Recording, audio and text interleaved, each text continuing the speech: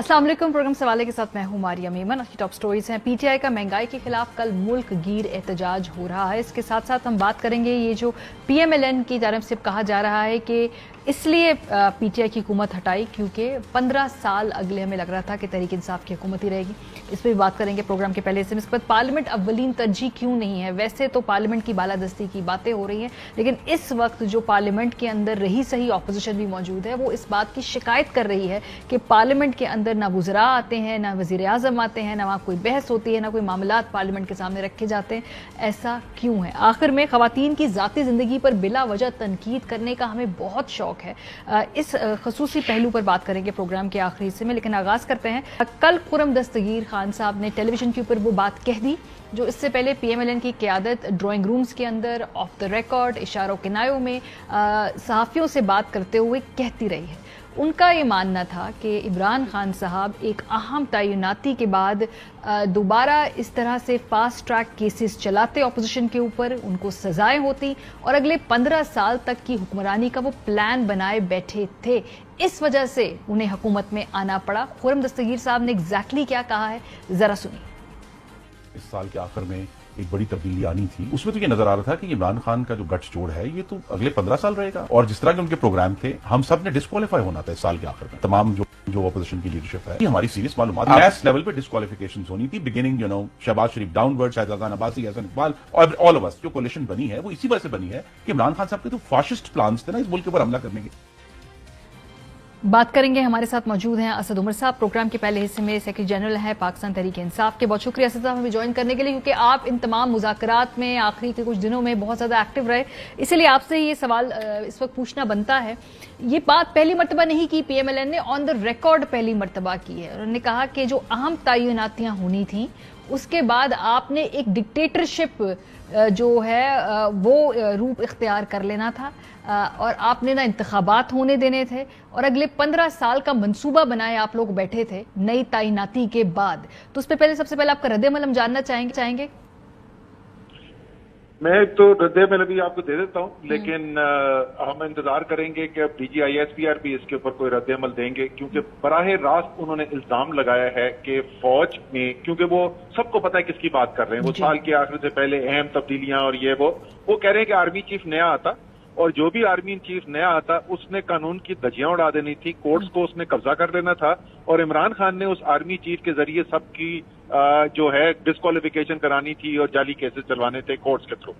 तो उन्होंने पूरे अदालती निजाम के ऊपर इल्जाम लगा दिया, उन्होंने फौज के ऊपर उठा के इल्जाम लगा दिया। लेकिन एक बात वो दुरुस्त कह रहे हैं, अगर आप मेरे इंटरव्यू उठा के देखें वोट अदम एतमाद की तहरीक जब आई थी, तो मैंने एक से ज्यादा इंटरव्यू में ये कहा था कि असल इनका मसला ये है कि इनको नजर आ रहा है कि इस वक्त अगर इमरान खान को नहीं गिराया, क्योंकि मुश्किल तरीन वक्त से इमरान खान अपनी हुकूमत को निकाल के और पाकिस्तान को निकाल कर ले आए थे, कोरोना पीछे रह गया था, मईशत ने तरक्की करनी शुरू कर दी थी, रोजगार बढ़ रहा था, तो अगर अब इमरान खान को यहां इस वक्त साजिश करके नहीं गिराया तो आगे तो उसको रोकना नामुमकिन हो जाएगा। इस बात से मैं इत्तफाक करता हूं उनकी कि ये उनके लिए एक डू और डाई मूवमेंट उस वजह से जरूर था। लेकिन असद साहब वो खास तौर पे तैनातियों के हवाले से बात कर रहे हैं, तो उस पर पाकिस्तान तहरीक इंसाफ ने क्या अपना जहन बना लिया था, या ये फैसला पीएम साहब ने बाद में करना था? क्योंकि वो कह रहे हैं हमारी इंफॉर्मेशन के ऊपर ये बेस्ड बात थी कि भाई ये इस तरह होने जा रहा है, हमारा गेस नहीं था, इसीलिए हमने ये इंतहाई इकदाम उठाया और इतने मुश्किल वक्त में हुकूमत ले ली। तो वो कहते हैं ये इन्फॉर्मेशन, तो क्या आप लोगों ने इस हवाले से फैसला कर लिया था या फैसला बाद में करना था, ये क्या स्टेटस था? देखिए, पहली बात तो ये फैसला वजीर आजम के करने का फैसला है, और इस फैसले के ऊपर उन्होंने कभी अभी तक तो ऐसी, क्योंकि बहुत अरसा बाकी था उस तैनाती के अंदर, तो कोई मुशावरत वाला भी नहीं हुई थी। और मुझे याद है हुकूमत बदलने के बाद किसी ने ये सवाल उठाया था, तो उसके ऊपर वजीर आजम ने कहा था कि अभी तो मैंने इसकी तरफ सोचना भी नहीं शुरू किया था, अभी तो ये इतने आगे की बात है। लेकिन मैं फिर वही कहूंगा कि वो बराह रास्त आप बिल्कुल ठीक कह रही हैं, वो इसमें कोई शक की बात ही नहीं है कि वो आर्मी चीफ की अपॉइंटमेंट की बात कर रहे हैं, इसमें कोई शक की बात ही नहीं है कि वो इल्जाम ये लगा रहे हैं और वो क्लेम ये कर रहे हैं कि उनके पास इंफॉर्मेशन थी कि जो नया आर्मी चीफ आना था उसने इस साजिश का हिस्सा बनना था इमरान खान के साथ, और जाली केसेस के ऊपर जाली कन्विक्शन करा के इन सबको डिस्क्वालीफाई करना था। ये कोई छोटा इल्जाम नहीं है, ये बहुत बड़ा इल्जाम उन्होंने लगाया है और इसका जवाब आना चाहिए हमारे पास। इसका मतलब ये है कि असद साहब, ये जो एडमिशन है वो ये है कि जाहिर सी बात है जो महंगाई वाला नैरेटिव था वो भी उड़ जाता है कि भाई महंगाई की वजह से हुकूमत को हटाया, कोई और वजह अगर है तो वो नैरेटिव भी बिल्कुल उड़ जाता है कि जी उस वजह से हुकूमत को हटाया। तो इस मुल्क की सियासत फिर इवेंचुअली 3-4 साल बाद घूम घुमा के वही तैनातियों और उन्हीं महीनों के इर्द गिर्द ही घूमती जा रही है। ये कभी ट्रेंड तब्दील होगा पाकिस्तान की सियासत में या फिर ऐसे ही चलता रहेगा? बदकिस्मती है जी, लेकिन आप बिल्कुल दुरुस्त कह रही हैं और शायद इसीलिए जो बात पहले वो बंद कमरों में कहते थे वो अब खुल के सामने इसलिए बोलने की जरूरत पड़ गई कि वो जो बयानिया था कि हम महंगाई के खिलाफ ये सब एदम एतमाद की तहरीक ले आए, उस बयानिया की तो धज्जियां उड़ चुकी थी, उसका तो शिराजा बिखर चुका था। और मिफ्ता इस्माइल साहब ने और शहबाज शरीफ ने जो फैसले किए हैं, जिस तरीके से पाकिस्तान की तारीख की सबसे ज्यादा महंगाई वो मुल्क में लेकर आए, तो जाहिर है ये तो अब बयानिया बिकना नहीं था। तो आखिरकार उनको उस मजबूरी में शायद सच बोलना पड़ गया। लेकिन ये सच जो उन्होंने बोला, ये जो जिसको वो सच समझते हैं, वो इतना बड़ा इल्जाम लगाया है कि मैं तो सरप्राइज्ड हूं कि इसके ऊपर अभी तक तूफान पहले क्यों नहीं खड़ा हो गया। और ये इतनी मजे से वो बात कह के निकल गए, इतना बड़ा इल्जाम उन्होंने फौज के ऊपर लगा दिया और कोई रिएक्शन ही नहीं आया। थोड़ा सा आगे बढ़ते हैं क्योंकि अब ऑब्वियसली वो जो महंगाई वाली बात है ये तो अब बात तय हो गई। ये पहले ऑफ द रिकॉर्ड कहते थे, अब टेलीविजन पे कह दी गई। राना सनाउल्लाह साहब ने भी ये बात अब से कुछ देर पहले इसको कंफर्म कर दिया जी कि हाँ ये PMLN के अंदर एक बहुत बड़ा वाजे उनका ही कंसर्न था। ये जो महंगाई के हवाले से अगर हम क्विकली आपको सुनवा दें जी कि पहले और बाद में किस से एक पूरा नैरेटिव क्रिएट किया था उस वक्त कि भाई चूंकि महंगाई है, खान साहब और इनकी गवर्नमेंट को जाना होगा, हम आएंगे और जब वापस आएंगे तो पता नहीं वो कौन सी जादू की छड़ी होगी जिससे ये सब चीजों की कीमतें कम हो जाएंगी। पहले और बाद का इतना वाजे फर्क जी। अभी इश्क के इम्तिहान और भी हैं, कमर कस लें आप लोग। सो असद साहब, ये जो IMF के साथ डील है, अभी हमने कीमतें भी बढ़ा दी हैं, कहा जा रहा है कि जी अगले 72 घंटों में कुछ इसमें बेहतरी इस वजह से आ सकती है क्योंकि FATF के अंदर से भी एक पॉजिटिव सिग्नल शायद पाकिस्तान का नाम चंद माह बाद निकाल लिया जाए। तो आपको लगता है अगले आने वाले 72 घंटों में या आने वाले चंद दिनों के अंदर कोई IMF की तरफ पॉजिटिव पेशरफ्त हो सकती है क्योंकि बहुत सारी जो उनकी शराइत है मान ली है हुकूमत ने? देखिए, पहली बात तो मैं इस मौके पे मुबारकबाद भी देना चाहता हूँ तमाम टीम को, तमाम सिविल अस्करी मेंबर्स जो भी टीम के थे जिन्होंने FATF के ऊपर बेतहाशा मेहनत की और मार्च 2022 तक जो उन्होंने काम मुकम्मल किया, तो उसकी अब तस्दीक मिल गई है कि हम हर तरीके से FATF कंप्लायंट हैं और वो ऑन साइट विजिट जब होगा उसके बाद इंशाल्लाह उसकी फॉर्मल डिक्लेरेशन भी हो जाएगी। उम्मीद तो जरूर है जी, एक पाकिस्तानी की हैसियत से तो मेरी उम्मीद है कि कोई ना कोई ब्रेक थ्रू हो। सियासी मुखालफत एक और चीज होती है क्योंकि हम इंतहाई खतरनाक सूरत हाल के ऊपर आ चुके हैं। आपने देखा होगा आज बहुत सर्कुलेट किया है, एक पाकिस्तानी जरीदा है, उसकी स्टोरी छपी है कि इंटरबैंक मार्केट के अंदर किस तरीके से डॉलर्स की किल्लत हुई हुई है और जो खतरनाक सूरत हाल पैदा हो चुकी है। और रोज ब रोज आप देखते हैं रोज 2 रुपए 2.5 रुपए की कदर में कमी आ जाती है जिससे अफरात दर में और आगे इजाफा होने जा रहा है। तो इस इंतहाई खतरनाक सूरत हाल से जो पहले, अगर आपको याद हो, आज से कुछ 2-4 हफ्ते पहले हमने कहना शुरू किया था कि माहिरीन कह रहे हैं कि हमारे पास श्रीलंका जैसी सूरत हाल हो सकती है, तो हम तो तकरीबन वहां पे पहुंच चुके हैं। तो ये सब देखते हुए तो जाहिर है एज ए पाकिस्तानी हमारी उम्मीद होगी कि कोई बेहतरी आए और कोई फैसला हो, लेकिन ऐसी इंफॉर्मेशन हमारे पास कोई नहीं है। FATF का उससे बराह रास्त कोई लिंक नहीं है IMF की डील से। लेकिन क्या आप समझते हैं, क्योंकि आप लोगों ने भी नेगोशिएट किया, ये हुकूमत भी नेगोशिएट करी, क्या IMF खास तौर पे ज्यादा कड़ी सख्त शराइत रख रहा है इस मर्तबा, दिस टाइम अराउंड, जब पाकिस्तान के साथ उन्होंने डील करना है, इंक्लूडिंग आपके रजीम के अंदर भी?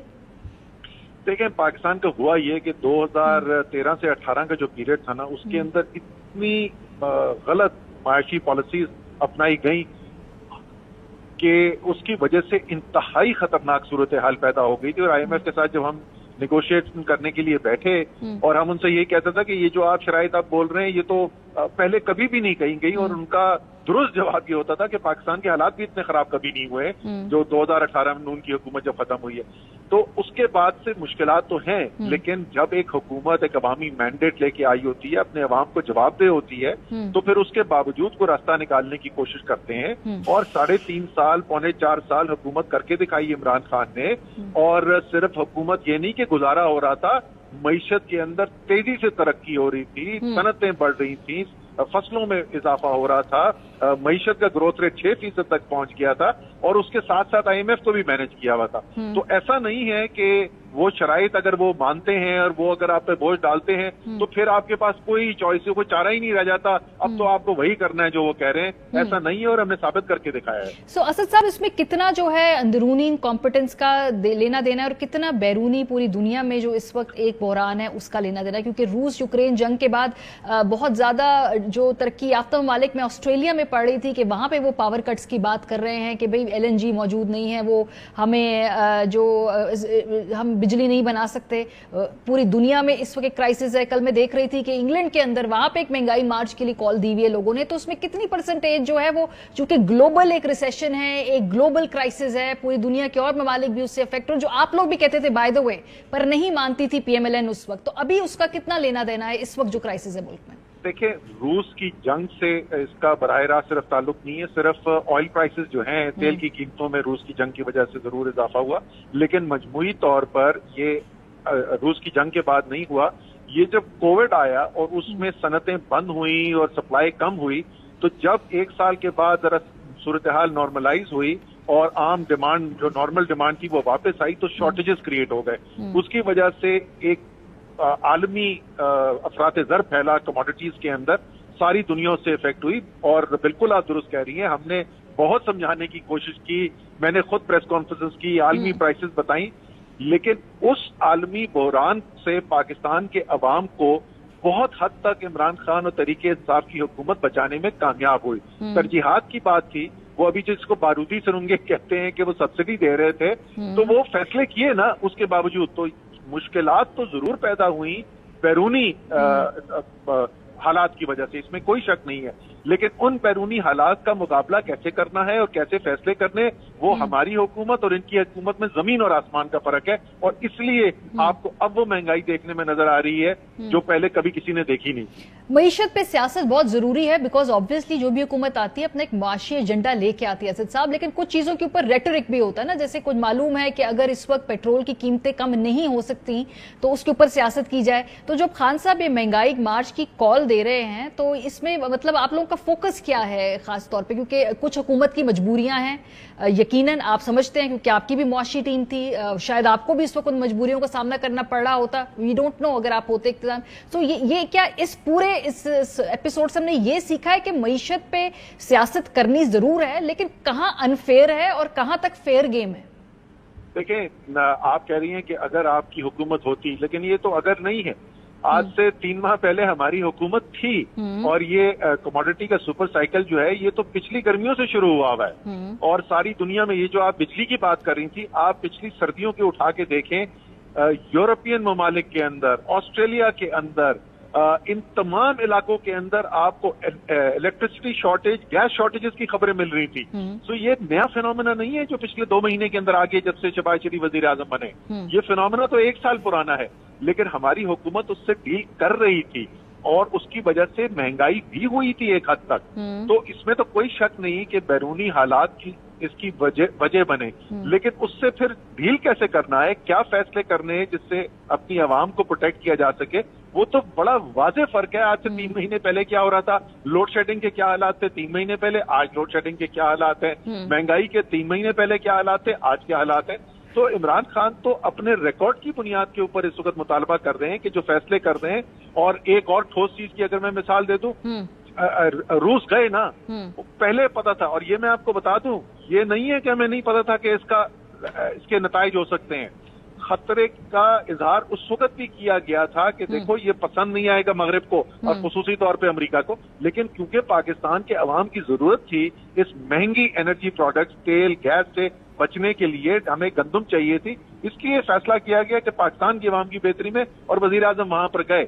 اب وہ روس والے بول رہے ہیں بھائی ہم تیل بیچنے کو تیار ہیں، ابھی تو ایمبیسڈر نے بھی بول دیا نا، یہ ان سے بات نہیں کرنے کو تیار، کہتے ہیں کہ ہمیں کوئی گارنٹی دے کہ ہم پہ سینکشن نہیں لگے گی پھر ہم خریدیں گے. یہ غلامی کی قیمت ادا کر رہے ہیں. اب تو امید ہے کہ کل 9 بجے سارے پاکستان میں اور خصوصی طور پہ بڑے شہروں کے اوپر مظاہرے ہو رہے ہیں اور عوام آ کے اپنی آواز جو ہے وہ حکومت تک پہنچائے گی. ٹھیک ہے، یہ تو اب صحیح بات ہے، پرامن طریقے سے آپ آ کے احتجاج کریں، ہر کسی کا جمہوری حق ہے، لیکن اس کے علاوہ پھر آپ پی ٹی آئی کی آگے حکمت عملی کیا ہے؟ ابھی ضمنی انتخاب کے اندر ہم نے دیکھا کراچی کی ایک نشست سے آپ لوگ الیکشن لڑ رہے ہیں، دوسری نشست سے کل اس دن آپ نے الیکشن نہیں لڑا ہے، تو یہ آپ کی جو کیا ایک کنسائز، ایک بڑی فوکسڈ کانسٹیٹیوشن یہ جو حلقے کی لیول کی جو سیاست ہے وہ اسٹریٹجی تو بڑی آپ لوگوں کی ابھی تک غیر مبہم سی ہے کہ کراچی کی دونوں سیٹوں کا فرق سمجھ نہیں آیا بہت سارے لوگوں کو، انکلوڈنگ آپ کی جماعت کی کچھ لوگوں کو.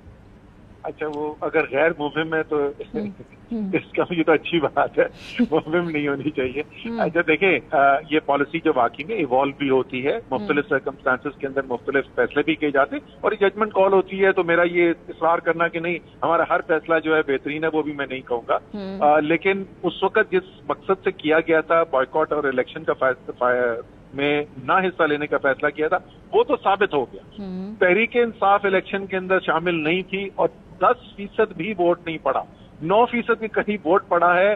کراچی جیسی جگہ کے اندر کسی نے آج تک سنا نہیں تھا کہ بائی الیکشن میں بھی اتنا کم ووٹ پڑ سکتا ہے. تو تحریک انصاف جب جمہوری سسٹم کا حصہ نہ ہو تو کیا پاکستان کی جمہوریت کی شکل رہ جاتی ہے، وہ تو وہاں پہ نظر آ گیا. ایک فیلنگ لیکن دوسری رائے بھی موجود تھی پارٹی کے اندر، اور وہ یہ تھی کہ ہمیں دکھانا چاہیے کہ عوام کس طریقے سے ہمارے ساتھ کھڑے ہوئے ہیں. تو ابھی حتمی فیصلہ نہیں ہوا ہے، لیکن زیادہ چانسز یہی لگ رہے ہیں کہ اگلا الیکشن جو ہوگا اس کے اندر شاید تحریک انصاف حصہ لے گی. ایک فرق دونوں سیٹوں میں بھی یہ بھی ہے کہ وہ پہلے والی سیٹ جو تھی وہ ایم کیو ایم کی سیٹ تھی اور وہ ڈپٹی اقبال کا انتقال ہوا تھا.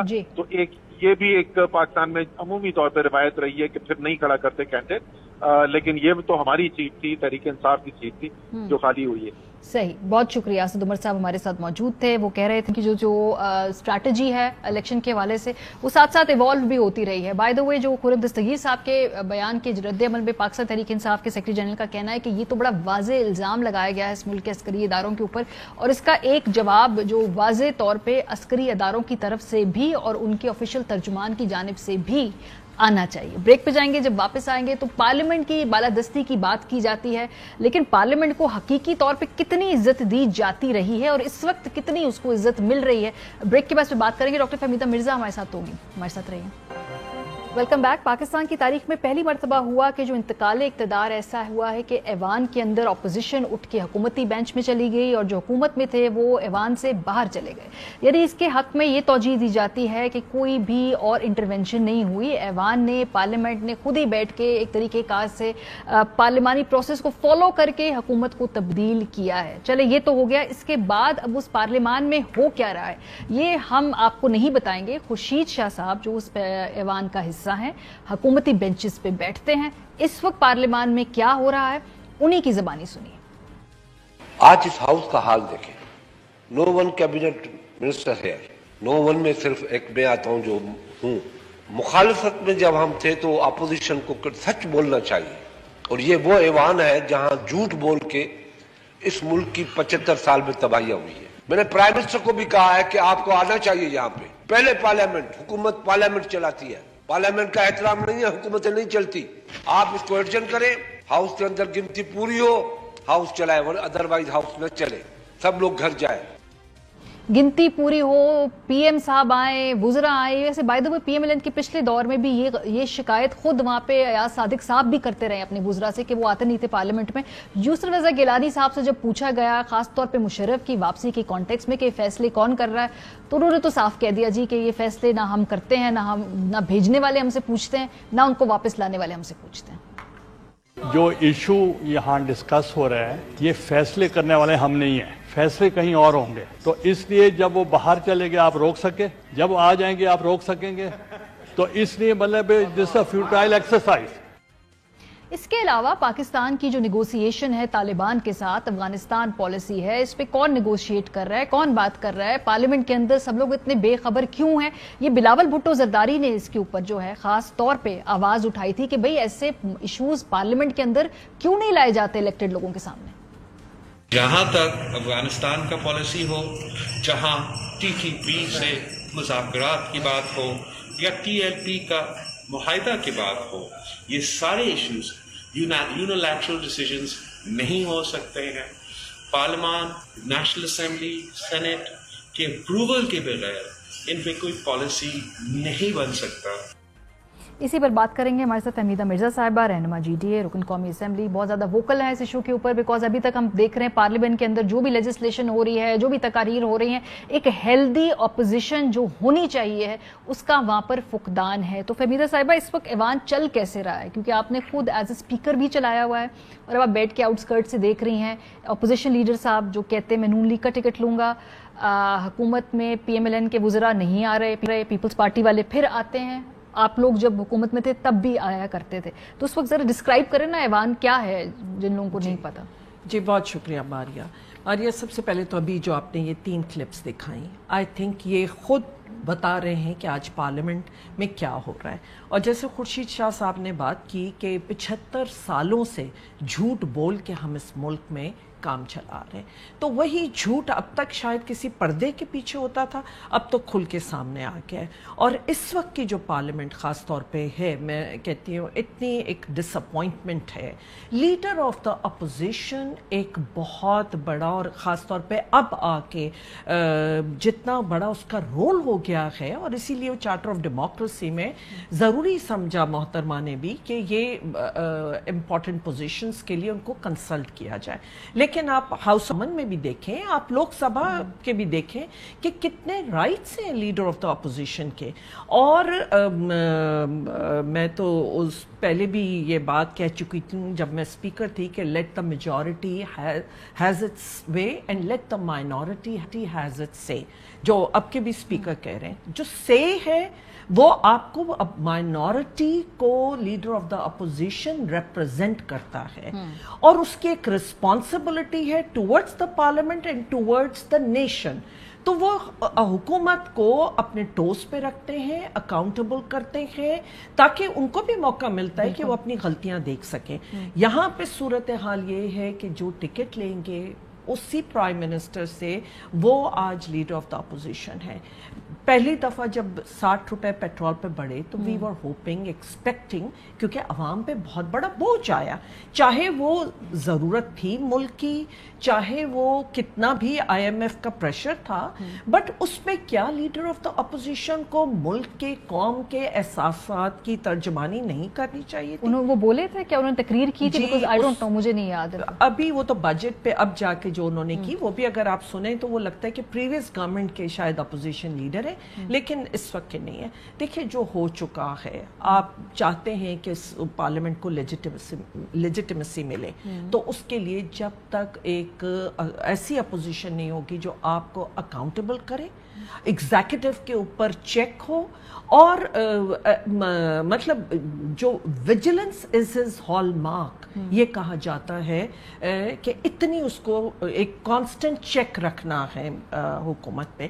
یہاں تو اگر میں نے کوئی خاص تقریر کر لی تو جس طرح حکومت نے ریئیکٹ کیا وہ بھی ٹی وی پہ آیا، جس کے بعد اپنی اسپیچ کی، دیکھا جائے تو پریکٹیکلی صرف ہم خواتین ہیں دو شاید کہ جو اپوزیشن کا رول ادا کر رہی ہیں، جو جی ڈی اے کی ہیں، لیکن آپ نہ ہمیں ریکگنائز کر رہے ہیں، نہ وہ رول دیتے ہیں، نہ پی ایس سی کی نمائندگی ہے، نہ پی ایس سی میں ممبر کوئی ہے۔ اب پبلک اکاؤنٹس کمیٹی کا جو چارٹر آف ڈیموکریسی میں کیا گیا تھا کہ لیڈر آف اپوزیشن اس کو چیئر کریں، اس کا پیچھے مقصد تھا، یہ نہیں تھا کہ آپ جس کو اکوموڈیٹ کرنا ہو ان کو کریں۔ دیکھیں جو بھی اس وقت کولیگز وہاں بیٹھے ہیں، چاہے وہ لیڈر آف دا اپوزیشن ہو یا پی ایس سی ہے، میرے کولیگز رہے اور بہت پرانا ہوا ہے۔ میں شخصیات کا نہیں، میں سسٹمز کی بات کرتی ہوں، میں پارلیمنٹری ڈیموکریسی کی بات کرتی ہوں۔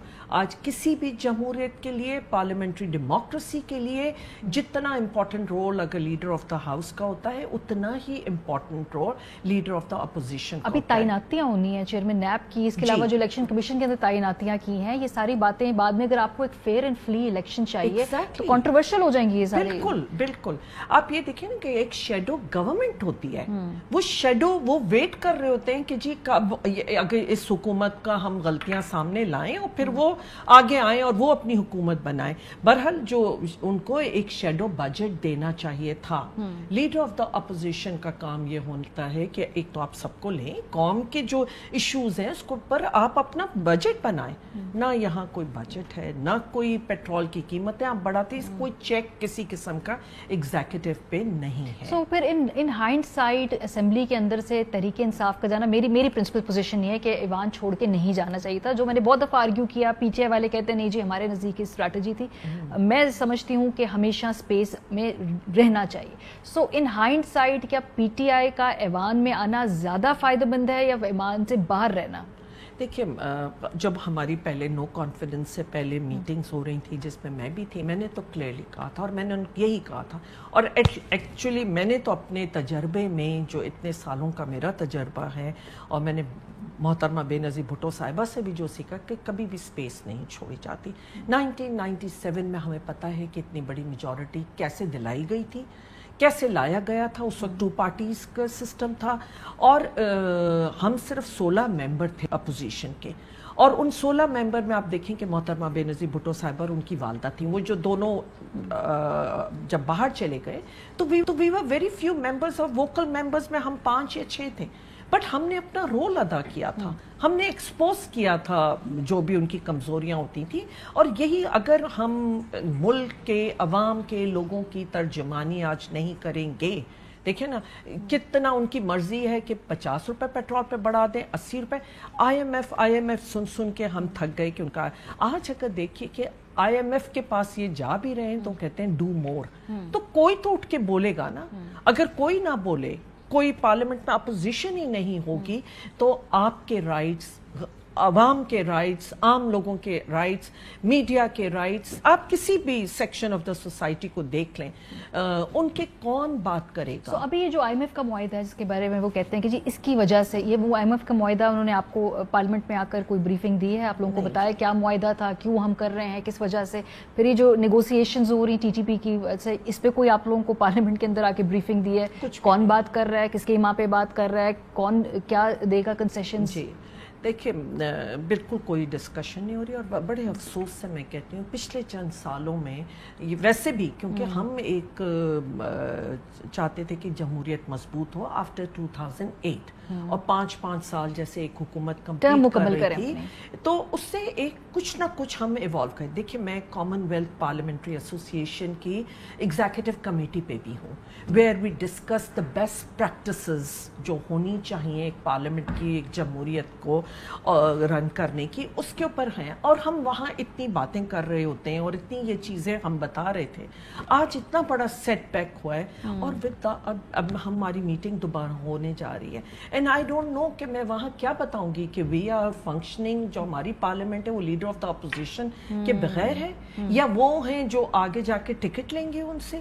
تو مطلب ایک بڑا جو گلوبل اس کا آپ حصہ ہے، وہاں پہ جا کے کچھ تو اگر آپ نے ایک فیس سیونگ بہت کچھ اچیو کیا تھا، ہاں فیس سیونگ کے وہاں جا کے ایٹ لیسٹ ہم اپنا مقدمہ رکھ سکیں. جی بالکل. اور ماریا جب میں اسپیکر بنی تھی، مطلب اس وقت کی پارٹی نے بہت یہ بڑی بات کی تھی، لیکن اس وقت وہ بہت بڑا پاکستان کا ایک میسج کیا تھا. اور اس کے بعد جب میں نے ویمن پارلیمنٹری کوکس بنایا، اس کوکس میں جس طرح ہم نے نمائندگی دی تھی اپوزیشن کو، ہمارے کوکس میں زیادہ اپوزیشن کی خواتین نے کام کیا تھا. اور جب میں نے اس سے پہلے کے ٹرمز دیکھے کہ یہ ہوتا تھا کہ خواتین کو بیک بینچز پہ بٹھایا جاتا تھا، لیکن جب لڑائی جھگڑا ہوتا تھا تو وہ خواتین کو آگے لا کے استعمال کرتے تھے، اس طرح کہ آپ لڑیں جی، دوپٹے اچھالیں اور یہ سب باتیں. فرسٹ ٹائم یہ ہوا تھا کہ اس وقت جب میں نے سارا ایک ان کو انگیج کیا، پورا آن بورڈ لیا اپوزیشن کو. اور آپ ریکارڈ میں چیلنج کے ساتھ کہتے ہیں، آپ نکال کے دیکھیں کہ جتنا ٹائم میں نے اس وقت اپوزیشن کو دیا کوسچن آور میں، جس پہ ہمارے 2 سپلیمنٹری ہوتے ہیں، میرا یہ پوائنٹ ہوتا تھا کہ میں زیادہ اپوزیشن کو دوں گی اور اس میں خواتین کی نمائندگی ضرور. یہاں پہ اگر 2 خواتین بیٹھے، ہمیں کوسچن آور میں بھی وہ ٹائم نہیں ملتا، ابھی نہیں دے رہے، نہیں ملتا. بڑی مشکلوں سے اتنا، مطلب آئی ہیٹ ٹو कि एक मैं लाउड आवाज से चीखूं, लड़ाई करूं हाँ कि बटन आपकी नजर, स्पीकर्स आपकी नजर ही अपोजिशन की तरफ होनी चाहिए। वो तो फेस ही उस तरफ होता है, ट्रेजरी बेंचेस की तरफ होता है, हालांकि आपको स्टार्ट ही अपोजिशन से लेना चाहिए।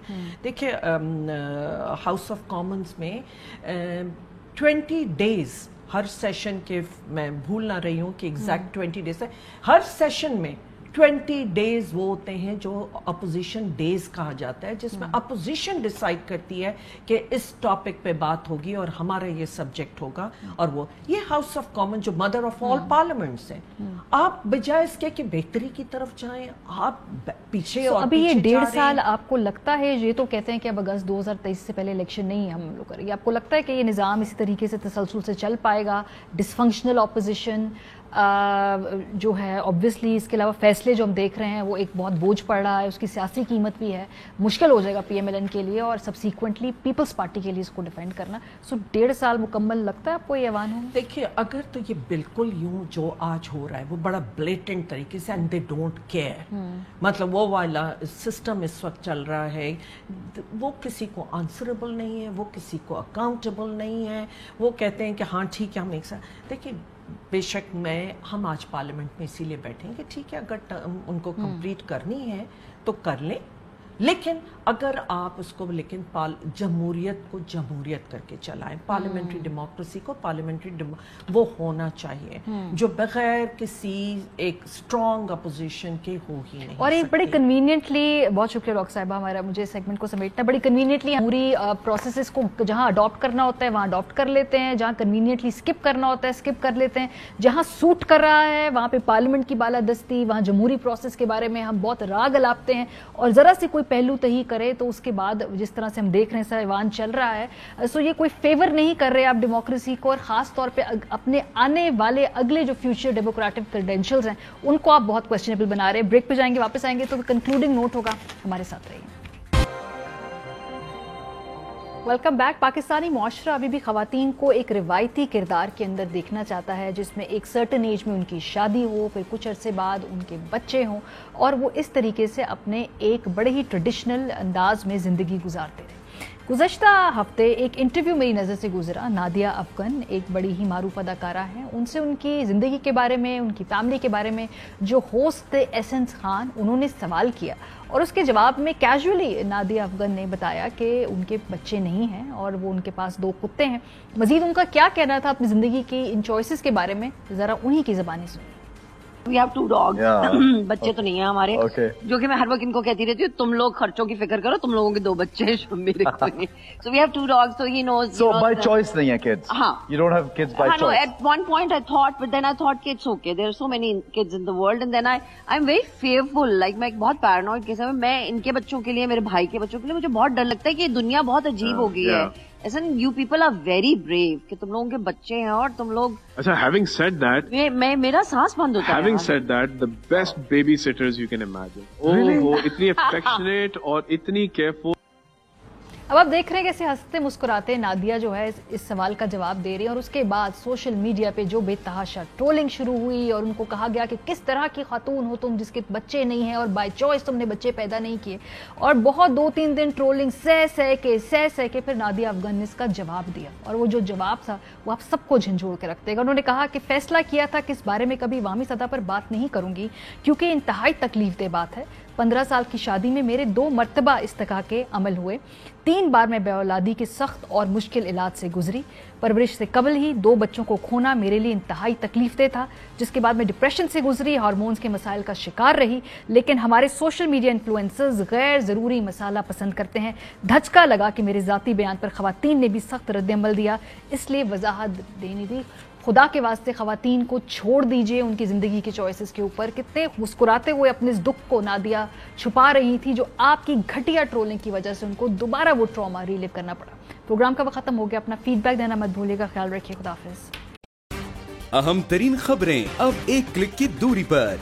आपके पसंदीदा टॉक शोज हों या अहम मुल्की या गैर मुल्की शख्सियात की न्यूज कॉन्फ्रेंसेस, हर लम्हा बाखबर रहने के लिए सब्सक्राइब करें हमारा YouTube चैनल।